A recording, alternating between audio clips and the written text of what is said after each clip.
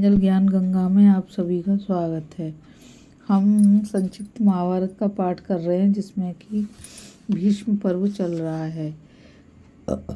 कल हमने कथा में अभिमन्यु उत्तर और श्वेत का संग्राम तथा उत्तर और श्वेत का वध की कथा को पढ़ा था।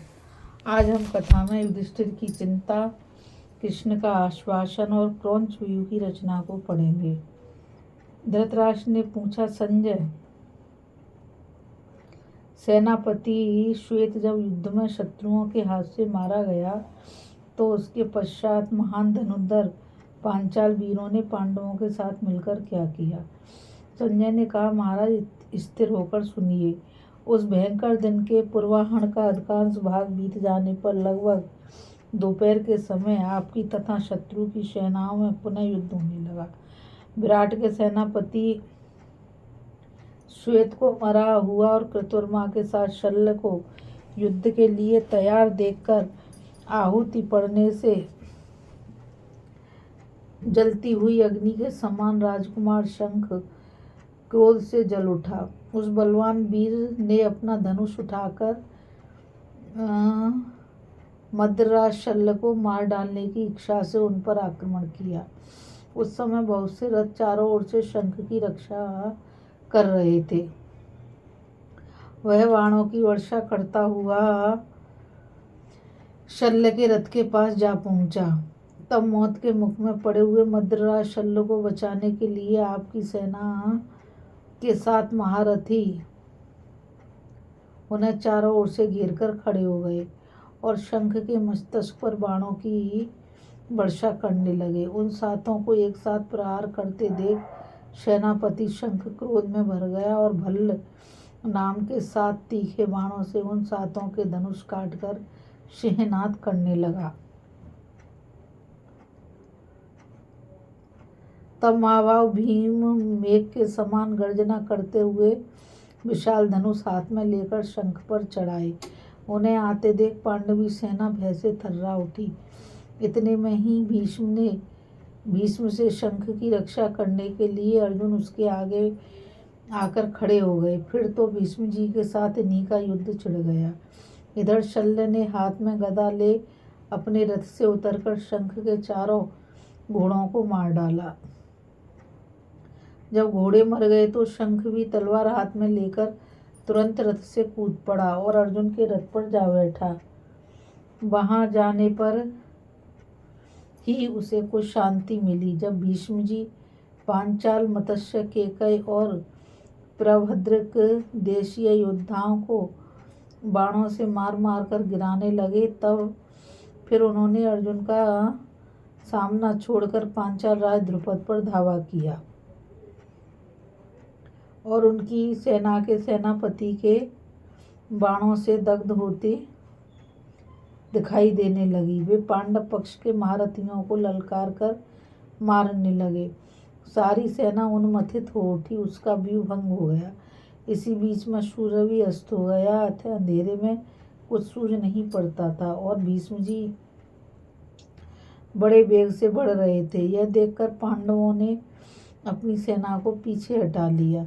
प्रथम दिन के युद्ध में जब पांडव सेना पीछे हटा ली गई और कुपित हुए भीष्म जी का पराक्रम देखकर दुर्योधन खुशी मनाने लगा, उस समय धर्मराज युधिष्ठिर अपने सभी भाइयों और संपूर्ण राजाओं को साथ लेकर तुरंत भगवान श्री कृष्ण के पास गए और अपनी पराजय की चिंता से बहुत दुखी होकर कहने लगे, श्री कृष्ण, देखते हो ना, गर्मी के मौसम में सूखे हुए तिनके की ढेरी को जैसे आग क्षण भर में जला डालती है, उसी प्रकार भयानक पराक्रम दिखाने वाले भीष्म जी अपने बाणों से मेरी सेना को भस्म कर रहे हैं।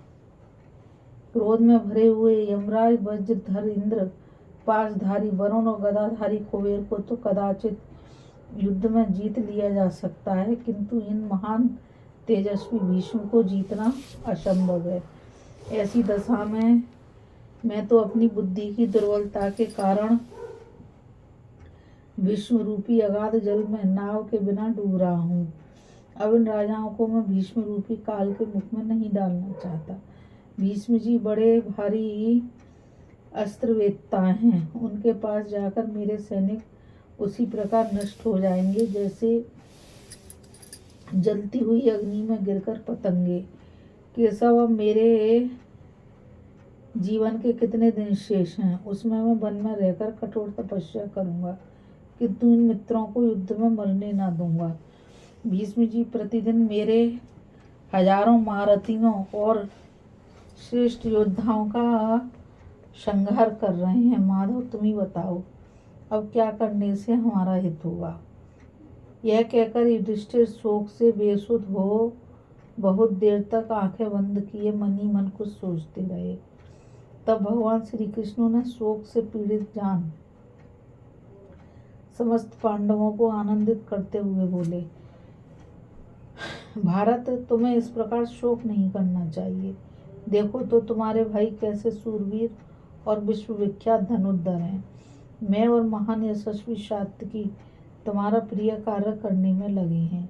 ये विराट, द्रुपद, धृष्टद्युम्न तथा अन्य नाय महाबली राजा लोग तुम्हारे कृपा काक्षी और भक्त हैं।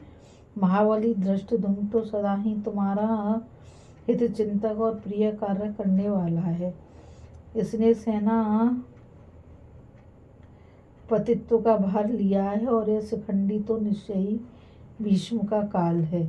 श्री कृष्ण की ये बातें सुनकर युधिष्ठिर ने महारथी धृष्टद्युम्न से कहा, धृष्टद्युम्न, मैं जो कुछ कहता हूँ ध्यान देकर सुनो। आशा है तुम मेरी बात टालोगे नहीं।